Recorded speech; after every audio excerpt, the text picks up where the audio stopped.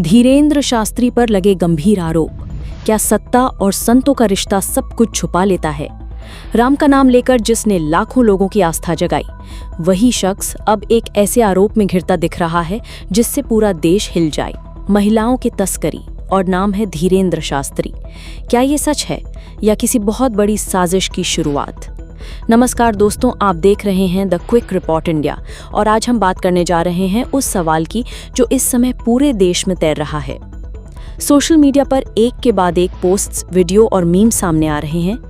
धीरेंद्र शास्त्री महिलाओं की तस्करी में शामिल, और इस मामले को और भी गंभीर बना देती है ये बात कि इन आरोपों के साथ साथ उनका नाम जोड़ दिया गया है प्रधानमंत्री नरेंद्र मोदी और बीजेपी के बड़े नेताओं से।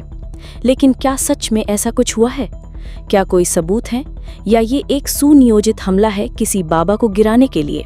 बागेश्वर धाम के पीठाधीश्वर बाबा धीरेंद्र शास्त्री, महज कुछ सालों में इन्होंने लाखों लोगों की आस्था अपने प्रवचनों और कथाओं से जीत ली।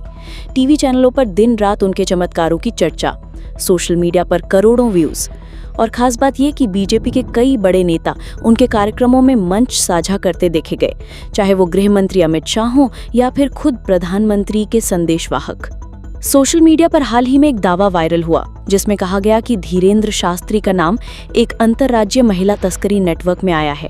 दावा है कि कुछ लड़कियों को कथित रूप से सेवा के नाम पर बुलाया गया, लेकिन बाद में उनका संपर्क परिवार से टूट गया। हालांकि अभी तक किसी भी मेन स्ट्रीम मीडिया या पुलिस रिपोर्ट ने इन आरोपों की पुष्टि नहीं की है। लेकिन सवाल ये है कि अगर आरोप झूठे हैं तो ये अफवाह कौन फैला रहा है और क्यों? और अगर सच्चाई है तो अब तक FIR क्यों नहीं? ये पहली बार नहीं है जब किसी बाबा पर इस तरह के गंभीर आरोप लगे हैं। राम रहीम, 2 साध्वियों के बलात्कार और हत्या का दोषी। आशाराम बापू, नाबालिग से बलात्कार, उम्र कैद की सजा। रामपाल, हिंसा, हत्या और अवैध कैद का मामला। इन सब का एक और कॉमन बिंदु था, सत्ता से करीबी। आशाराम मोदी जी के साथ फोटो में, राम रहीम हरियाणा चुनाव में बीजेपी का प्रचार करता हुआ, रामदेव तो आज भी देश की राजनीति और व्यापार में सक्रिय, और अब धीरेंद्र शास्त्री। ट्विटर, अब एक्स पर, इंस्टाग्राम और यूट्यूब पर कई बड़े पेजेस और चैनल्स ने वीडियो अपलोड किए हैं जिसमें दावा किया गया कि बागेश्वर धाम से जुड़े कुछ लोगों को पुलिस हिरासत में लिया गया।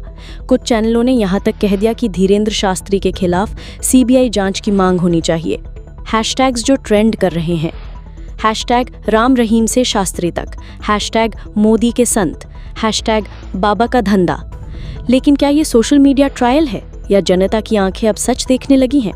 जिस तरह इन आरोपों पर अब तक ना तो बीजेपी की ओर से कोई बयान आया है, ना ही धीरेंद्र शास्त्री की टीम की तरफ से, वो भी एक बड़ा सवाल है। क्या चुप्पी ही सहमति है या सत्ता इंतजार कर रही है कि मामला अपने आप ठंडा पड़ जाए? एक और बात सोचिए, अगर कोई आम आदमी होता, किसी मस्जिद या चर्च से जुड़ा, तो क्या अब तक गिरफ्तारी नहीं हो जाती? क्या ये सब कुछ महज बागेश्वर धाम की बढ़ती लोकप्रियता को रोकने की कोशिश है? क्या कोई राजनीतिक पार्टी डर गई है कि ये बाबा सत्ता की कुर्सी में बड़ा रोल निभा सकता है? या फिर ये सब कुछ एक इंटरनल पावर गेम है? बाबा का पॉलिटिकल यूज खत्म हो चुका है और अब वो बोझ बन चुके हैं। हम किसी भी बाबा, किसी भी सरकार या किसी धर्म के खिलाफ नहीं हैं। हमारा सवाल बस इतना है कि अगर आरोप झूठे हैं तो क्लीन चिट दो, और अगर सच्चे हैं तो कार्रवाई क्यों नहीं? क्या यही है न्यू इंडिया, जहां बाबा राजा से ऊपर हो जाता है और राजा चुपचाप तमाशा देखता है? आखिर में बात बस इतनी सी है कि जब राम का नाम लेने वाला ही महिलाओं का शोषण करे, जब गेरुए वस्त्र पहनने वाला ही सत्ता का दलाल बन जाए, तब राम भी रोते हैं और रावण भी हंसता है। सोचिए, क्या आपके धर्म की रक्षा सच में ऐसे लोगों के हाथ में है? अगर आपको लगता है कि यह मुद्दा सिर्फ एक बाबा का नहीं बल्कि हमारे समाज की चुप्पी का है, तो इस वीडियो को शेयर करें ताकि सवाल उठे और जवाब भी आए। द क्विक रिपोर्ट इंडिया पर ऐसे ही जिम्मेदार सवाल उठाए जाते हैं। सब्सक्राइब करें और अपनी राय कमेंट में जरूर दें। जय हिंद।